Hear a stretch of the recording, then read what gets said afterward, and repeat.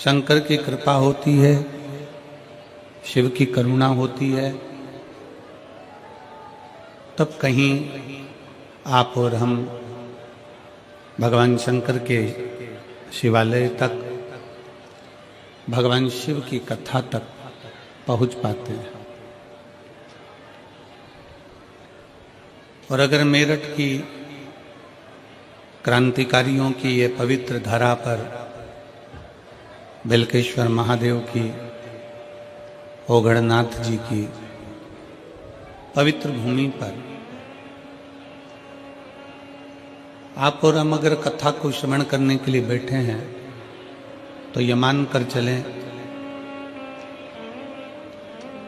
कि कहीं ना कहीं भगवान शंकर, ओगढ़नाथ, मेरे शिव आपका हाथ पकड़कर आपको आपकी मंजिल तक भेजना चाहते हैं, इसलिए शिव पुराण तक पहुंचा।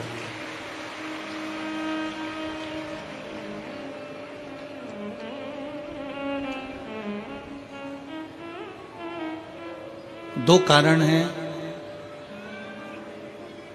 मनुष्य के जन्म के।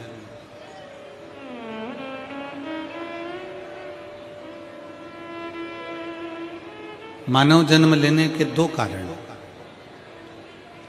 पहला है हमारे पूर्व के कर्मों का हमें भोग भोगना।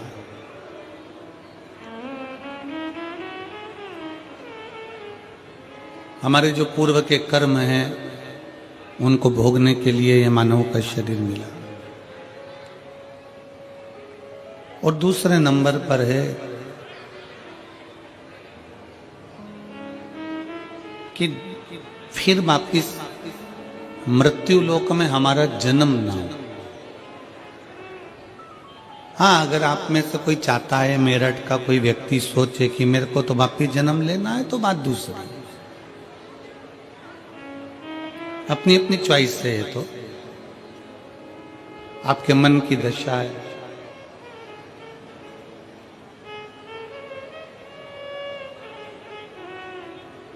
दो कारण से मानव का शरीर मिला। एक अपने कर्म का भोग भोगने के लिए, और दूसरा फिर पुनः वापिस ये मनुष्य का शरीर ना मिले, हम हमारे शंकर के हो जाएं और शंकर हमारा हो जाए और ये शरीर उसमें समा जाए।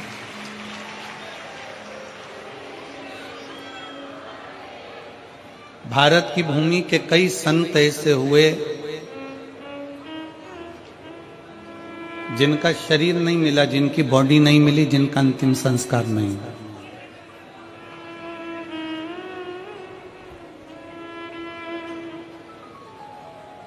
भारत की भूमि के कई संत ऐसे हुए जिनका शरीर नहीं मिला, जिनका अंतिम संस्कार नहीं हुआ, जिनकी बॉडी नहीं मिली। पहले नंबर पर है रामकृष्ण परमहंस जी, जो मां जगत जननी जगदम्बा अम्बा में सशरीर समा गए। दूसरे नंबर पर है चैतन्य महाप्रभु जी, जो जगन्नाथ जी में सशरीर समा गए।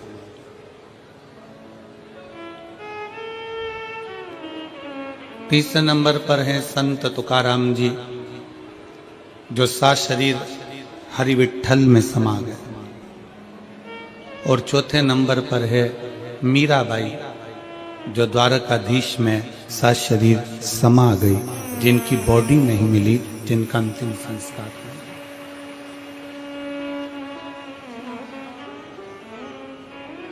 जिनकी बॉडी नहीं मिली है, जिनका अंतिम संस्कार नहीं हुआ।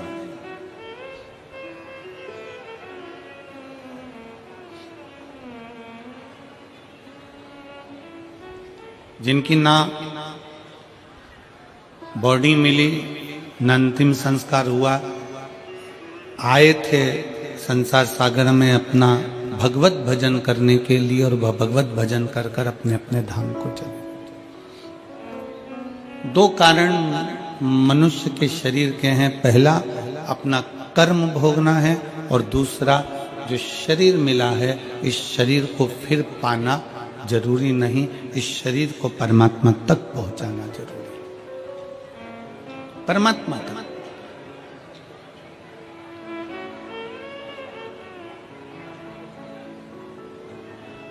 आज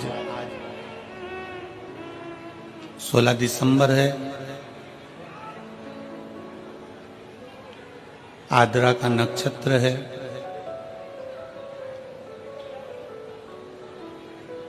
हजारों शिवरात्रियों के बराबर आज का दिन होता है, जिस दिन भगवान शंकर के एक अग्नि खंभ में ज्योति प्रकट होती है और वो ज्योति सभी 12 ज्योतिर्लिंग में और सभी शिवालयों में विराजमान हो जाती है। मेरठ के इस पवित्र प्रांगण में विराजमान सभी शिव भक्तों को हम बहुत बहुत बधाई देते हैं भगवान शंकर के प्रागट्य के लिए, शिव के प्रागट्य, और संपूर्ण देशवासियों को, संपूर्ण विश्व में विराजमान शंकर के भक्तों को, शिव भक्तों को बहुत बहुत साधुवाद।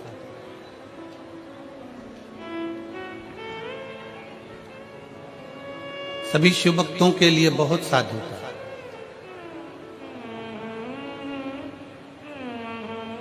आज ही के दिन की कथा कहती है कि जिंदगी में अगर कोई रोग लग गया है, जिंदगी में अगर कोई तकलीफ आ गई है, जिंदगी में अगर कोई दुख आकर खड़ा हो गया है, कोई शरीर में ऐसा रोग आ गया कि डॉक्टर भी इलाज कर रहे हैं पर दवाई भी शरीर को नहीं लग रही,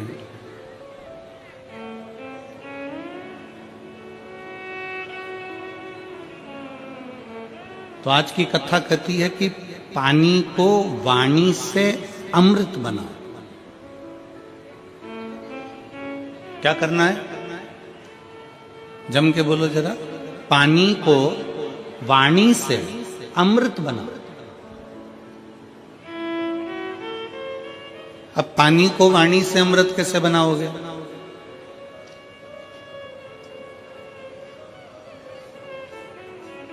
और ऐसा कोई व्यक्ति नहीं है यहां पर बैठा हुआ जो पानी से, वाणी के माध्यम से पानी को अमृत ना बना।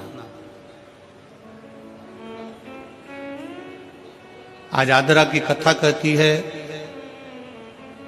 भगवान शंकर का पवित्र चरित्र कहता है, शिव महापुराण का पावन चरित्र कहता है, शिव तत्व कहता है कि अगर रोग बहुत भारी है, तकलीफ बहुत भारी है, शरीर में दवाइयां भी अगर असर नहीं कर रही है, तो एक पात्र में जल लिया जाता है और पंचाक्षर मंत्र नमः शिवाय या षडाक्षर मंत्र ओम नमः शिवाय या श्री शिवाय नमस्तुभ्यम जप कर उस पानी की ओर देखते रहते हैं और मंत्र का जाप करते रहते हैं। एक माला 108 मनके की जब पूरी हो जाए, उस पानी को देखते देखते 108 मन का 108 बार भगवान का नाम पूरा हो जाए, उसी पानी को फिर भगवान शंकर पर समर्पित कर दिया जाता है और उसी पानी को झेल लिया जाता है और दिन में सुबह, दोपहर और शाम 3 बार उसका आचमन किया जाता है। शरीर में दवाई लगना प्रारंभ हो जाती है और रोग का निवारण हो जाता है। इसको कहते हैं पानी को वाणी से अमृत बना।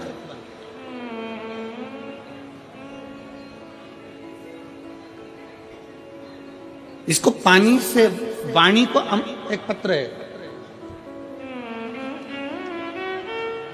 अब देखिए, पानी से वाणी को अमृत बनाने का ये पत्र आपके और हमारे बीच में। मेरा नाम पूनम, पति का नाम संजय कुमार है। मैं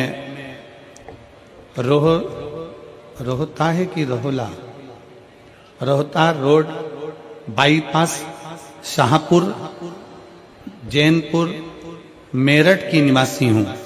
कहीं बैठी हो तो हाथ हिला सकती है, अगर कहीं बैठी हो तो हाथ हिला सकती है। मेरा नाम पूनम, पति का नाम संजय कुमार है। आप पत्र को एलईडी पर पढ़ सकते हो। मैं रोहता रोड बाईपास शाहपुरा जैनपुर मेरठ की निवासी हूँ। कहीं बैठे हो तो हाथ हिला सकते हैं। मेरा बेटे का जब से जन्म हुआ है वह बीमार रहने लगा। इतने साल तक वह लगातार बीमार रहा, ना उसने बोलना शुरू किया और ना ही उसके शरीर में कोई भी ग्रोथ हुआ। मैंने बहुत डॉक्टरों का इलाज कराया, बस जांच भी कराई। जांच में आया कि इस बच्चे की दिमाग की ग्रोथ नहीं हुई है और ना ही होगी, यह बच्चा कमजोर ही रहेगा। गुरुजी, हमारी टेंशन बहुत बढ़ गई कि एक ही तो भगवान ने मुझे बेटा दिया और वह भी बीमार रहने लगा। इलाज कराते कराते 2 साल 4 साल भी पूरे हो गए, पर मेरे बेटे में कोई भी बदलाव नहीं दिखा। ना वो बोलता, ना वो शरीर के माध्यम से चलता। डॉक्टर को बताते, सभी जगह हम लेकर जाते। फिर गुरुजी, एक आंटी ने हमें बताया कि तुम इतना इलाज करा रही हो, एक बार मेरे कहने से शिवजी पर जल चढ़ाओ और जल अपने बेटे को पिलाओ। आस्था चैनल पर कथा आती है, सियोर वाला महाराज प्रदीप मिश्रा कथा करता, उसे सुनो, जो उपाय बताए उसको करने का प्रयास करो, विश्वास को मजबूत बना लेना। बस इतना याद रखो कि अपने भरोसे को, विश्वास को पूर्ण करो। शिवजी पर जल चढ़ाना शुरू किया। शंकर पर जल चढ़ाना, पानी को वाणी से अमृत बनाइए। शिव तत्व का नाम लेकर श्री शिवाय नमस्तुभ्यम कहकर शिवलिंग पर जल चढ़ाती और वही जल लाकर अपने बच्चे को पिलाना प्रारंभ करा। 5 साल तक मेरा बेटा ना बोला, ना उसका दिमाग काम करा, ना चलने फिरने में आश्रित रहा। पर बाबा ने ऐसी कृपा कर दी कि पशुपतिनाथ का व्रत किया, बेटे को लाकर जल देना चालू करा। 6वां वर्ष चालू हुआ और बाबा की कृपा से अब मेरे बेटे ने धीरे धीरे सभी कुछ बोलना प्रारंभ कर दिया। आज गुरुजी, मेरा बेटा स्कूल भी जाता है, ट्यूशन भी जाता है, सब कुछ बोलता भी लगा है और उसके दिमाग का भी ग्रोथ शुरू हो गया है। उसका स्वास्थ्य भी पूरी तरह से ठीक है। अब मेरा बच्चा, किसी डॉक्टर को भी अब दवाई की जरूरत नहीं है, वह बिल्कुल ठीक है। गुरुजी, आपने समस्त समाज को, शिव भक्तों को अलग जगाई। तो ये शिव भक्ति, पानी को वाणी के माध्यम से अमृत बनाना। अगर कहीं बैठे हो तो एक बेलपत्र लेने के लिए आ सकते हो, और बच्चा आया हो साथ में तो उसको भी ला सकते हो। पानी को वाणी से अमृत बनाइए। सबसे सुंदर तरीका, सबसे सरल तरीका। और ये आपको भी बोलना है कि आप अमृत कैसे बना सकते हैं। बीमारी है, तकलीफ है, बच्चा चिड़चिड़ा हो गया, माइंड काम नहीं कर रहा है, शरीर में रोग भरते चले जा रहा है, कटोरी में जल ले लो, पात्र में जल ले लो और पंचाक्षर मंत्र नमः शिवाय या षडाक्षर मंत्र ओम नमः शिवाय या श्री शिवाय नमस्तुभ्यम, जितनी देर आप जप करें उतनी देर तक उस जल पर आपकी दृष्टि पड़ना चाहिए। उस जल पर आपकी दृष्टि पड़े। जितनी देर तक आप जप रहे हैं, श्री शिवाय नमस्तुभ्यम कर रहे हैं, उतनी देर तक जल पर आपकी दृष्टि पड़े। और फिर वही जल भगवान शंकर को समर्पित करें और वो जल लाकर सुबह, दोपहर, शाम 3 बार उसका पान करें। 3 बार क्यों?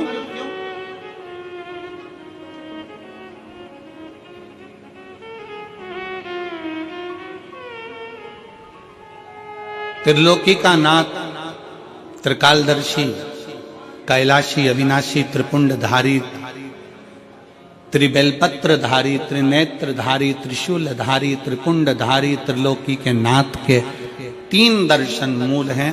प्रातः का दर्शन जो हमें हमारे जीवन की सतमार्ग बताता है, मंगल मार्ग की ओर लेकर जाता है।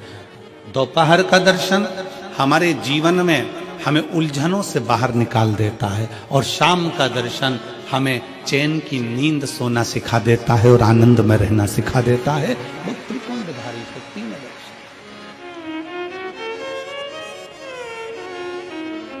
वो कहते हैं ना कि गरीब तो इतना हूं, गरीब तो इतना हूं कि एक गधा भी नहीं खरीद सकता। गरीब तो इतना हूं कि एक गधा भी नहीं खरीद सकता, और अमीर तो इतना हूं कि रात को शंकर के भरोसे घोड़े बेच कर सोता हूं। शंकर के भरोसे घोड़े बेच कर सोता हूँ। गरीब इतना है कि ये गधा भी न खरीद पावे, और अमीर इतना है कि जब सोता है चैन की नींद मेरे शंकर के भरोसे होकर घोड़े बेच कर सोता है। ऐसे घुर्राटे भर कर सोता है जैसे इतना बड़ा काम करके आया है, सारी जमीन जायदाद का सौदा कर कर आया, 4 फैक्ट्री का मालिक है, 8-10 दुकान चल रही है, और मालूम पड़े सवेरे उठता है फिर अपने काम में लग जाता है। बस समझ लो जिंदगी का सबसे सुखी व्यक्ति वही है जिसके कमरे में नींद की गोली नहीं है।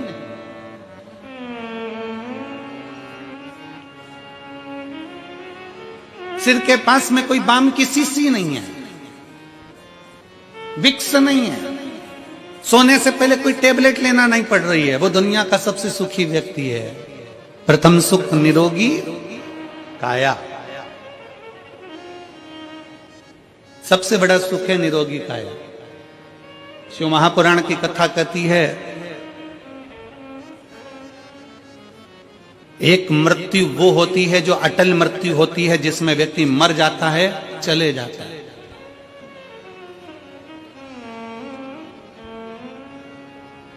जन्म से लेकर मरने तक के बीच में व्यक्ति 100 बार और मरने की कतार पर आ जाता है। कितनी बार? जम के बोलो जरा, कितनी बार पास में आ रहा है मृत्यु के? 100 बार। मरने वाला मृत्यु अलग है कि मरेगा, परंतु उसके पहले जन्म से मृत्यु के बीच में 100 बार तुम्हारे पास में मौत आती है। 100 बार। कहीं बीमार पड़ गए, एक्सीडेंट हो गया, कहीं कोई कार्य हो गया, कहीं दिमाग खराब हो गया, कहीं मानसिक टेंशन बढ़ गया, कहीं डिप्रेशन में पहुंच गए, कहीं किसी ने कुछ कह दिया, कहीं कुछ हो गया। 100 बार मौत मृत्यु तुम्हारे नजदीक में आती है। किसी ने पूछा ये शंकर पर चढ़ाया गया जल श्री शिवाय नमस्तुभ्यम कहाँ काम आता है? शिव महापुराण की कथा कहती है जो अटल मृत्यु सत्य है वो तो आएगी, मरोगे उसको कोई नहीं टाल सकता, पर जो 100 बार मृत्यु तुम्हारे नजदीक में आती है, तुमने अगर कोई धर्म करा, पुण्य करा, सत्कर्म करा, शिव का नाम लिया, पंचाक्षर नाम लिया, शंकर को 1 लोटा जल चढ़ाया, श्री शिवाय नमस्तुभ्यम कहा है, समझ लो कि तुम्हारे पास में जब 100 बार मृत्यु नजदीक में आती है ना, तो तुम्हारा पुण्य, तुम्हारा भजन, तुम्हारा स्मरण, तुम्हारा मंत्र जाप, तुम्हारा 1 लोटा जल उस मौत को टालता चले जाता है और आगे बढ़ता चले जाता है। अटल मृत्यु तो सत्य है, वो तो आना है, पर उसके पहले भी 100 बार मृत्यु आती है। कहीं बीमार पड़ गए, एक्सीडेंट हो गया, कुछ हो गया, कुछ हो गया, बार बार मौत करीब में आती चली जाती है, बार बार मृत्यु करीब में आती चली जाती है। पर उस मृत्यु को तुम भगवान की भक्ति से, तुम भगवान के भजन से, तुम अपने स्मरण से टाल दो, तुम मंत्र जाप से उसको टाल दो।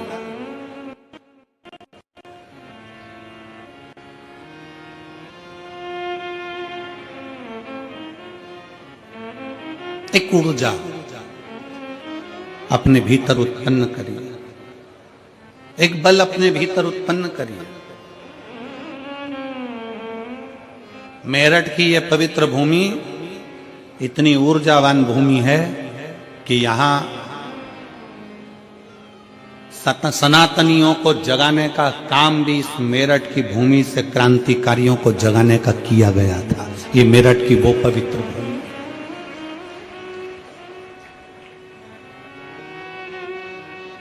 और कहां से जागे थे? शंकर के दरवाजे से, ओगड़नाथ जी के दरवाजे से।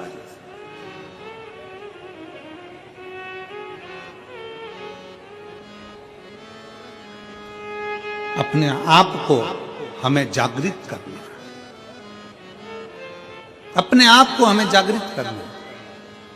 शिव तत्व कहता है, भगवान शंकर की कथा कहती है कि पानी को वाणी से अमृत बनाओ।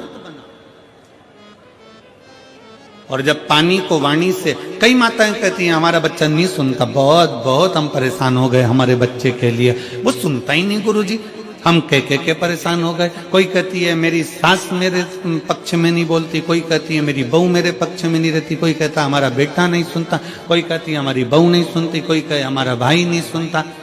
और होता है, आज का जमाना बड़ा विचित्र है।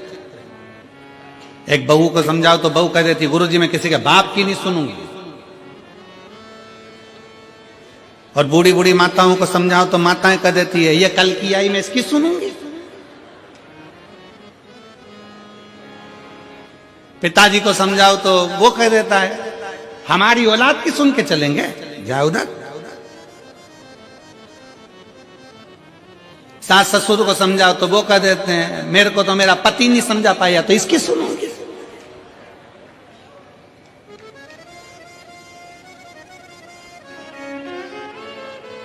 कोई किसी की सुनने को तैयार नहीं है। कौन सुनेगा? सियोर वाला गुरुजी कौन सुनेगा? घर में तुम रह रहे हो, परिवार में तुम रह रहे हो, कुटुंब में तुम रह रहे हो, सबके साथ तुम रह रहे हो, तो सुनना भी तुमको पड़ेगा। बस इतना अंदाजा लगाओ कि कोई किसी को ना सुनो। पानी को वाणी से अमृत बनाओ, अमृत बनाकर शंकर को चढ़ाकर वही जल लाकर मटके में हंडे में डाल दो, सब पिएंगे। अपने आप उनके भी भीतर निर्मलता का भाव जागृत हो जाएगा, शिव तत्व आ जाएगा।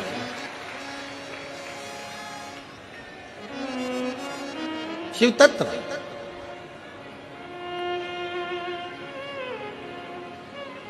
सियोर का रुद्राक्ष है आप लोगों के पास में? कौन कौन लेकर आए हो? जरा हाथ उठाओ तो जरा। सबके पास में रखो रखो रखो। कुबेरेश्वर धाम का रुद्राक्ष क्या करता है? उसका एक ही काम है, पानी को अमृत बनाने का प्रयास करता है। काशी में रिसर्च चला कि ऐसा रुद्राक्ष में क्या है जिसको तांबे के कलश में गलाया गया और शंकर जी पे चढ़ाया गया और उस पानी को पिया तो उससे बल उत्पन्न हो गया, बीपी, शुगर, थायराइड जैसी बीमारियां ठीक होने लगी। क्या है इसमें?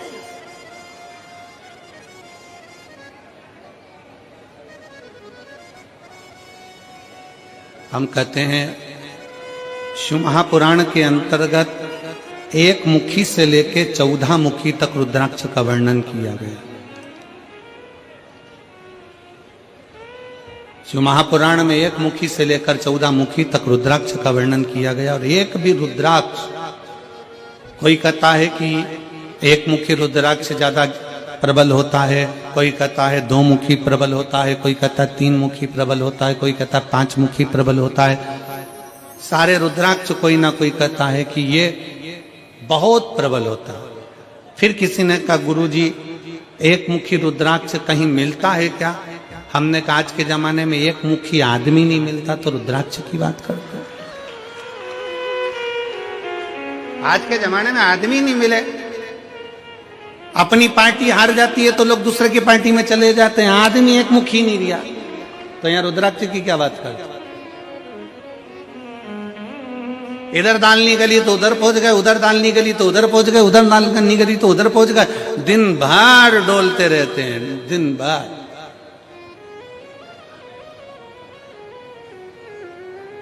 फिर किसी ने पूछा गुरुजी रुद्राक्ष कौन सा असर करेगा? कौन सा रुद्राक्ष असर करेगा? हम कौन सा रुद्राक्ष पहने जो हमारे शरीर पर असर करे? कौन सा रुद्राक्ष हमें पहनना चाहिए कि हमारे शरीर पर असर करे? हम निवेदन करेंगे रुद्राक्ष पहनो मत पहनो, पर मीठी वाणी का रुद्राक्ष अपनी जिह्वा पर रख लो, वो इतना असर करेगा कि सबको अपना बना लो, सबको। वाणी ऐसी बोलिए जो मन का, जम के बोलो जरा, वाणी ऐसी बोलिए जो मन का आपा खोए। पर आज के जमाने में वाणी ऐसी बोलिए जो जम के झगड़ा होए, पर उससे मत बोलिए जो तुमसे तगड़ा होए। आज के जमाने में सबसे मूल है आपकी वाणी। वाणी की श्रेष्ठता हो तो समझ लो कि पूरी दुनिया तुम्हारी है, और वाणी की श्रेष्ठता नहीं तो दुनिया तुम्हारी अपने भी। एक सास के पास में अंगूठी भी है, एक सास के पास में चेन भी है, एक सास के पास में जेवर भी है, एक सास के पास में दुनिया की प्रॉपर्टी भी है, एक ससुर जी के पास में सब कुछ है। सास ससुर के पास में प्रॉपर्टी है, जमीन है, बंगला है, गाड़ी है, पैसा है, धेला है, सब कुछ है। और मान लो उसकी वाणी अच्छी नहीं हो तो घर में 4 बेटे 5 बेटे 3 बहुएं 4 बहुएं 5 बहुएं कोई उसका होगा? जम के बोलो जरा, नहीं। और अगर आपके पास में कुछ भी नहीं है, आपके पास में ना प्रॉपर्टी है, ना गाड़ी है, ना बंगला है, ना जमीन है, ना जायदाद, कुछ भी नहीं, और उसके बाद अगर आपके पास में मीठी वाणी है ना, बस मीठे शब्द है ना, तो पड़ोसी भी आकर तुम्हारी गुलामी कर कर चले जाएगा, पड़ोसी भी आएगा तो तुम्हारी सेवा कर कर चले जाएगा। बुढ़ापे का परम आभूषण है, बुढ़ापे का परम आभूषण है आपकी मीठी वाणी। बुढ़ापे का परम आभूषण है आपके मीठे शब्द।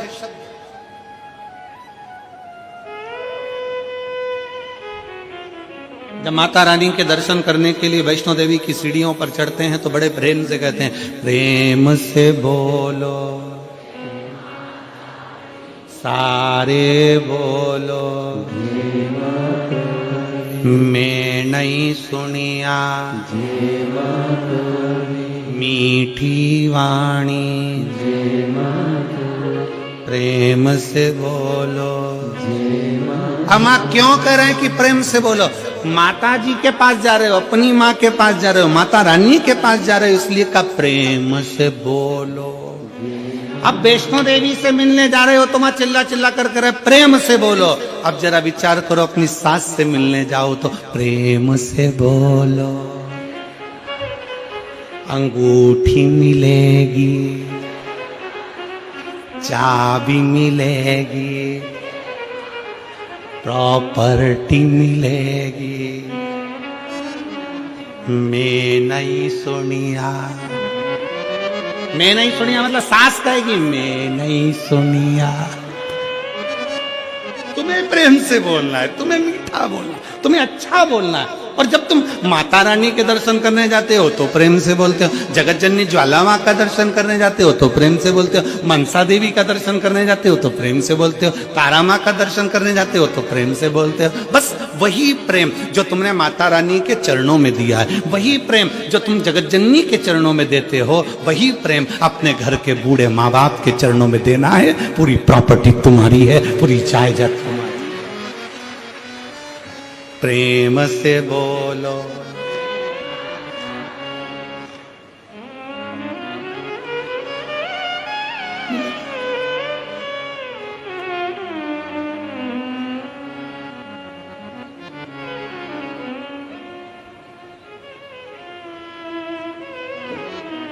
बस एक मीठी वाणी, एक मीठा शब्द आपकी जिह्वा के मीठे उच्चारण भगवान के करीब में लेकर जाते हैं।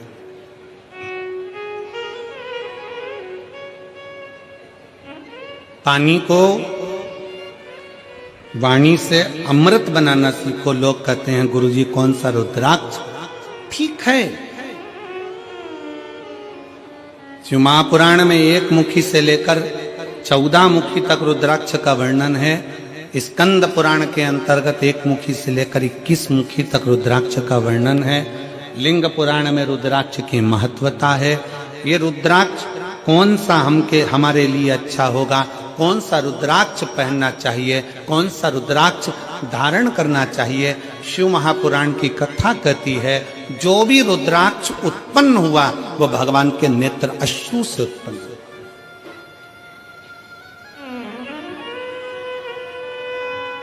और केवल एक के मिलन से नहीं, रुद्राक्ष शंकर और पार्वती के मिलन से उत्पन्न हुआ है। मिलन से।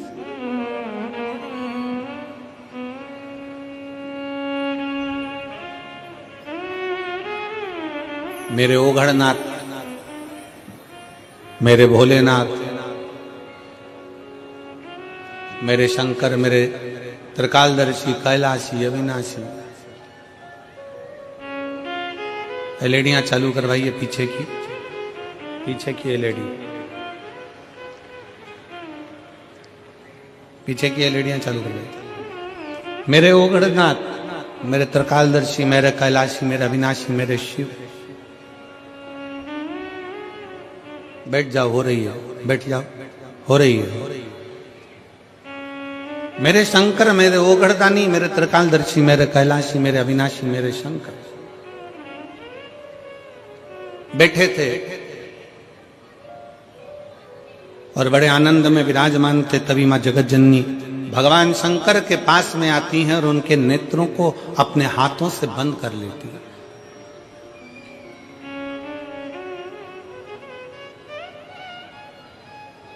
मां जगत जननी ने अपने हाथों से भगवान शंकर के नेत्रों को बंद किया और नेत्र को बंद करने पर भगवान शंकर के नयन से जो अश्रु गिरा, उस अश्रु से रुद्राक्ष की उत्पत्ति।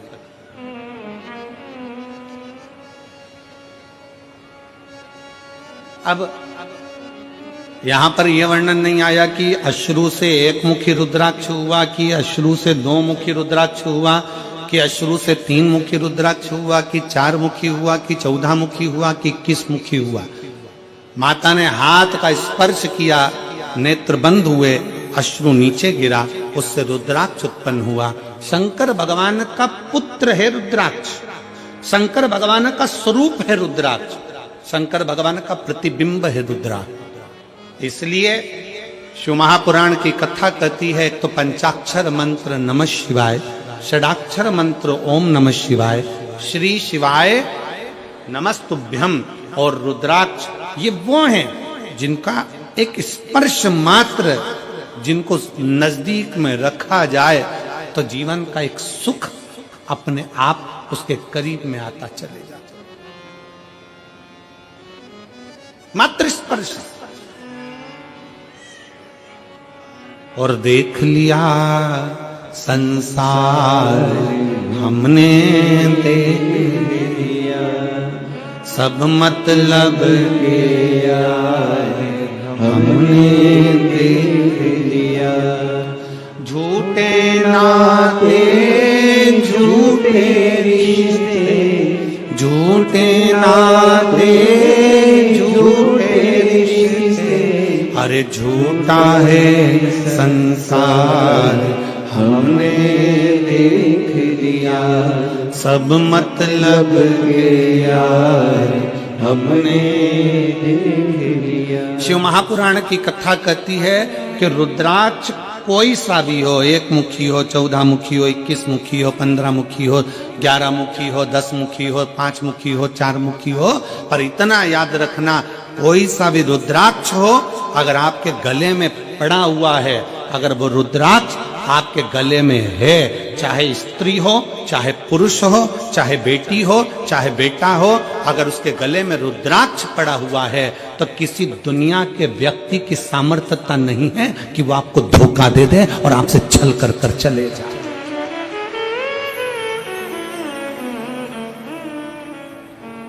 किसी की सामर्थ्यता नहीं है कि वो आपके साथ में छल कर जाकर, रुद्राक्ष है।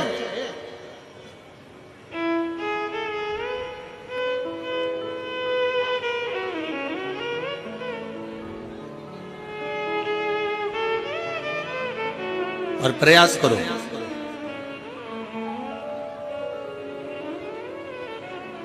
जितना समय मिलता है ना, उतना समय अपने बच्चों को संस्कार देने में भी लगाया करो। थोड़ा थोड़ा समय, थोड़ा सा। तन, मन और धन, ये 3 अगर ठाकुर में नहीं लगते, ठाकुर मतलब जानते हो ना, हमारे आगे बैठे हैं लड्डू गोपाल जी, ठाकुर जी, शंकर जी, भोलेनाथ जी, राम जी, ये सब तन, फिर से बोलो, तुम लोग बोलो, क्या क्या चीज? तन, मन और धन, ये 3 ठाकुर में नहीं लगते तो ठेके पे लग जाते हैं। याद रखो, क्या क्या चीज?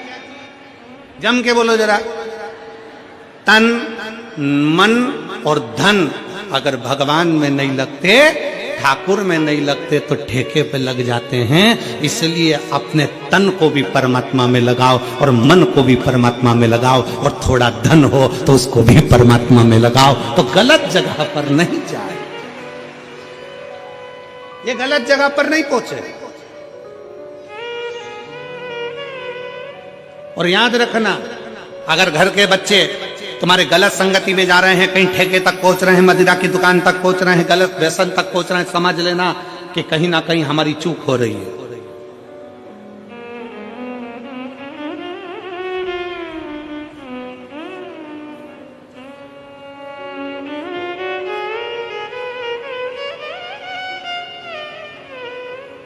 कहीं ना कहीं हमारी चूक हो रही है। जब माता सती भगवान शंकर से विवाह करती हैं, जब माता सती भगवान शिव से विवाह करती हैं, तो भगवान शंकर से विवाह कर कर माता सती बड़े प्रेम से, आनंद से, उत्साह से, आनंद के साथ रहती हैं।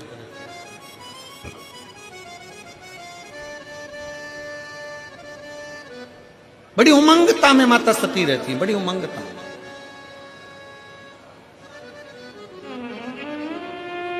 और शिव महापुराण की कथा में देवी भागवत में एक प्रसंग आता है कि देवी भागवत में एक प्रसंग आकर कहा जाता है कि माता सती अगर अपने परिवार के साथ भी अगर कहीं बाहर निकल कर जाती थी तो माता सती के नेत्र नीचे की नीचे ही रहते थे। माता सती के नेत्र नीचे रहते थे।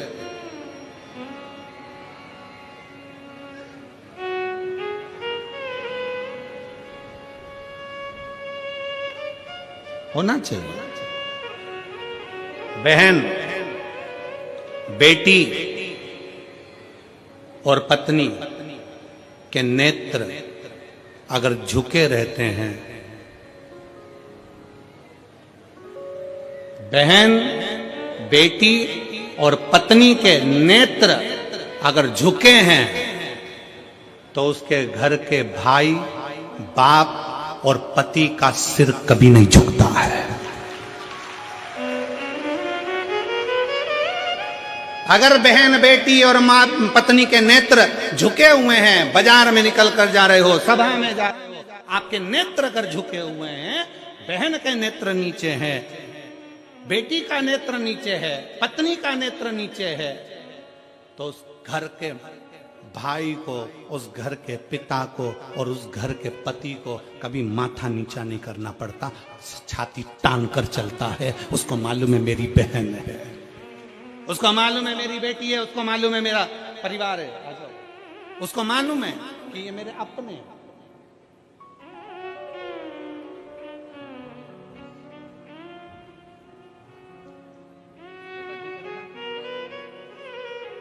एक उसके लिए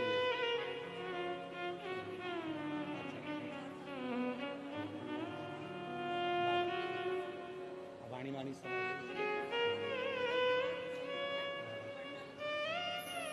दीदी बोल रही हैं 5 साल तक कुछ नहीं बोला और ना उसका माइंड काम करा, ना शरीर, पर बाबा की कृपा से अब बच्चा बोलने भी लगा, स्कूल जाने लगा, ट्यूशन जाने लगा और पढ़ने लगा और बहुत अच्छा हो गया।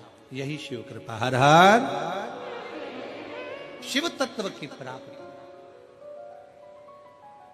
नेत्र झुके रहे। और फिर निवेदन है इस व्यासपीठ के माध्यम से, आपकी दृष्टि अगर रहे तो श्रेष्ठ रहे। दृष्टि में भेद नहीं होना चाहिए, नयनों में भेद नहीं होना चाहिए। गलत सोच, गलत विचार, गलत दृष्टि हमको गलत मार्ग की ओर लेकर चली जाती है और फिर वही दुख, वही तकलीफें हमारे जीवन में आती है। वही तकलीफ। हुआ क्या था? बिंदु और चंचुला की कथा कल अपन ने श्रवण करी और भगवान ईश्वर जी और गौरा जी उनकी कथा के यजमान बने, शंकर पार्वती उनकी कथा के यजमान बने। किसकी गलती थी? बिंदु का ब्राह्मण था, चोरी नहीं करता था। बिंदु का ब्राह्मण था, छल नहीं करता था। बिंदु का ब्राह्मण था, बेईमानी नहीं करता था। केवल चंचुला देवी ऐसी आई और वो चंचुला देवी ने कहा कि तुम्हारे घर में मैं विवाह कर आई हूं, क्या है ये? तुम्हारे घर में कुछ भी नहीं, तुम्हारे घर में वैभव नहीं, तुम्हारे घर में धन नहीं। पति को उसने चोरी में लगा दिया। कहीं से भी लाओ, कहीं से भी लाओ, पर लाओ, मुझे चाहिए। पति चोरी नहीं करता था, बिंदु चोरी नहीं करता था। कभी कभी अपने मन में विचार लाइएगा कि बिंदुक जब चोरी करता था, बेकार काम करता था, गलत काम करता था, तो उसके लिए शंकर भगवान जजमान बनने की क्या जरूरत थी? शिव जी को जजमान बनने की क्या जरूरत थी? शंकर जी को कथा सुनने की क्या जरूरत थी? उसकी मुक्ति के लिए शंकर जी ने क्यों प्रयास किया? क्योंकि बिंदुक चोर नहीं था, बिंदुक छली नहीं था, बिंदुक ब्राह्मण होकर भी प्रपंच नहीं करा, पर पत्नी चंचुला ऐसी आई और उस चंचुला ने कह दिया तुम्हारे यहाँ धन नहीं है, तुम्हारे यहाँ वैभव नहीं है, तुम्हारे यहाँ दौलत नहीं है, जाओ कहीं से भी लाओ। बिंदुक ने कहा मैं ब्राह्मण हूं और सुन मेरी आय इतनी नहीं है, मैं इतना नहीं कमा सकता। तो पत्नी ने कह दिया चोरी करो ना। पर दुनिया के लोगों को यह नहीं मालूम, चोरी करने वाला हमेशा चोट्टा की चोट्टा ही रहता है। चोट्टे का कभी प्रमोशन नहीं होता। जिसका धन चले गया, उसकी अगर चेन गई, सामान गया, तो ये तो है कि बाबा उसको कहीं से कम आज नहीं तो कल, महीने 2 महीने में 3 महीने में उसको वापिस बड़ा मंगलसूत्र, वापिस बड़ी चेन भोलेनाथ उसको दिला देगा। पर चोट्टे का प्रमोशन नहीं होगा, चोट्टा चोट्टा ही रहेगा। और तुम खुद देख लो कितने चोट्टे कितना सामान चोरते। और आप लोगों से हम बार बार व्यासपीठ से कहते हैं, बार बार निवेदन करते हैं, जितनी कथा होती है हर कथा में कहते हैं अपनी चेन, कीमती सामान, मंगलसूत्र, अपने मोबाइल, कीमती कीमती सामान, डायमंड, हीरा, सोना, चांदी सब अपने घर छोड़कर आओ। क्योंकि जो डायमंड से बड़ा डायमंड है मेरा शंकर ओगड़दानी त्रिकालदर्शी कैलाशी, उसकी कथा सुनने के लिए जा रहे। अपना जेवर अपने घर, 2 चीजें अपने घर में रखो कथा में आने से पहले, एक जेवर दूसरा तेवर। तुम कितने बड़े भी कुछ भी हो, अपने घर के हो, यहाँ तेवर भी मत दिखाओ कथा में आने के बाद। तुम मुझे जानते नहीं हो, फोन लगाता हूं, अब भी आगे बैठने की व्यवस्था करवाता हूं। तो जेवर और तेवर दोनों घर रखिए।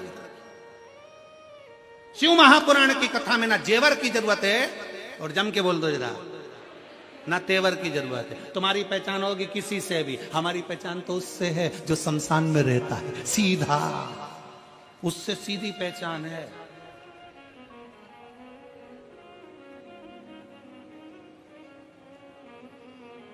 तो दोनों चीजें अपने घर पर रखो, एक जेवर भी और एक तेवर भी। शिव महापुराण में आओ ना तो दोनों चीजें छोड़कर आओ। कितने भी सेठ हो, कितने भी पैसे वाले, कितने भी करोड़पति, कितने भी अरबपति, कितने भी धनपति, अपनी जगह पर हो गए।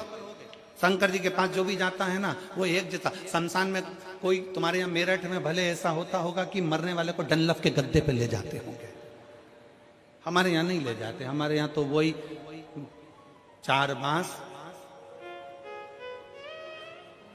40 कंडे, 4 कंधे, उत्ते में राम नाम, सफेद और लाल कपड़ा ओढ़ा दिया, ले गए। कितना भी सेठ हो, कितना भी करोड़पति हो, कितना भी धनपति हो, कितना भी वैभवपति हो, चाहे दुनिया का कंगाल से कंगाल व्यक्ति हो, पर शंकर भगवान के दरवाजे पर शमशान में जब पहुंचेगा उसकी शान सम होगी, इसलिए उसका नाम शमशान है। वहां सबका लेवल बराबर है, कोई बड़ा नहीं, कोई छोटा नहीं, अपने घर कर हो गए। तो छोड़िए अब अपने घर पर। जितने जितने लोग कथा सुनने के लिए मेरठ में आए, या रायपुर जब कथा रहे, रायपुर में कथा रहेगी 24 तारीख से 30 तारीख तक। रायपुर में पुराना धमतरी रोड, सेज बाहर, रायपुर। कथा का समय रहेगा 2 बजे से 5 बजे तक, रायपुर छत्तीसगढ़ की कथा का। 24 दिसंबर से 30 दिसंबर तक कथा चलेगी, जिसके आयोजक रहेंगे कमल जी देवांगन। तो हम तो उनसे भी कहेंगे जो भी कथा सुनने आए अपना जेवर अपना तेवर अपने घर छोड़कर आओ। यहाँ तो बाबा की होती है, हम तो बाबा के भरोसे चलते हैं, हम तो बाबा के भरोसे चलते हैं। ये दुनिया वाले जलते हैं, ये दुनिया वाले जलते हैं, भोले बाबा के भरोसे चलते हैं, शंभू बाबा के भरोसे चलते हैं। तो तो शिव महापुराण की कथा कर रही है, भगवान शंकर का चरित्र कर रहा है। कुछ आभूषण, आभूषण है मेरा शंकर, कोई आभूषण नहीं है, आभूषण मेरा शिव है, मेरा शंकर ओघड़दानी त्रिकालदर्शी कैलाशी अविनाशी। नेत्र बंद करे माने रुद्राक्ष प्रकट हुआ। रुद्राक्ष कोई साधारण नहीं, रुद्राक्ष शिव का एक अंश स्वरूप है, अंश स्वरूप।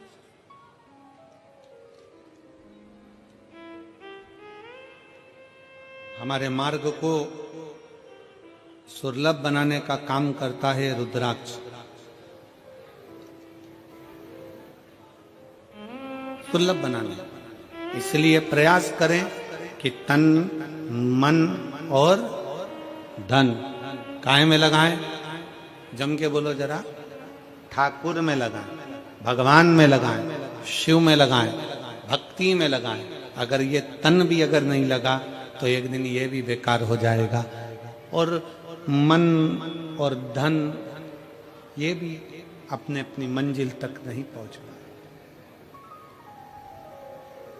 इसको श्रेष्ठता की जगह,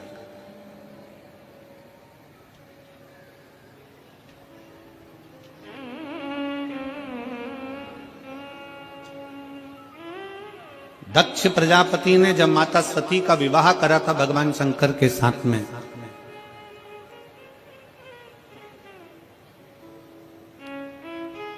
दक्ष प्रजापति ने जब माता सती का विवाह भगवान शिव के साथ करा था, तो शास्त्र कहता है कि दहेजा में इतना अंबारियां दी गई, इतना वैभव दिया गया, इतना धन दिया गया, इतनी संपदा दी गई दहेजा में, इतना इतना सामान दिया गया दहेजा में। सती माता देख रही थी कि मेरे पिता ने हीरा पन्ना, दक्ष प्रजापति हैं, दक्षों के राजा हैं, इतना इतना आभूषण, इतना इतना धन, इतना इतना वैभव, इतना इतना पूंजी माता सती की विवाह में दिया, इतना वैभव दिया गया।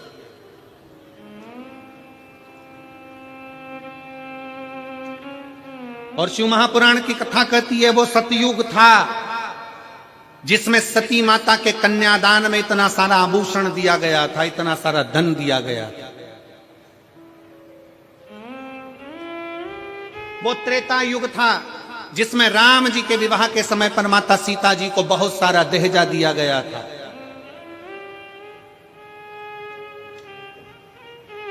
वो द्वापर होगा जिसमें भगवान कृष्ण के मंगल विवाह में दहेज दिया गया होगा।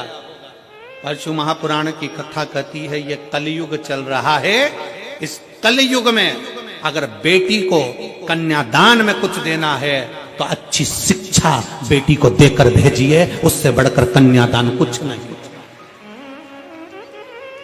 बेटी को अच्छी शिक्षा देकर भेजिए, बेटी को अच्छा विद्वान बनाकर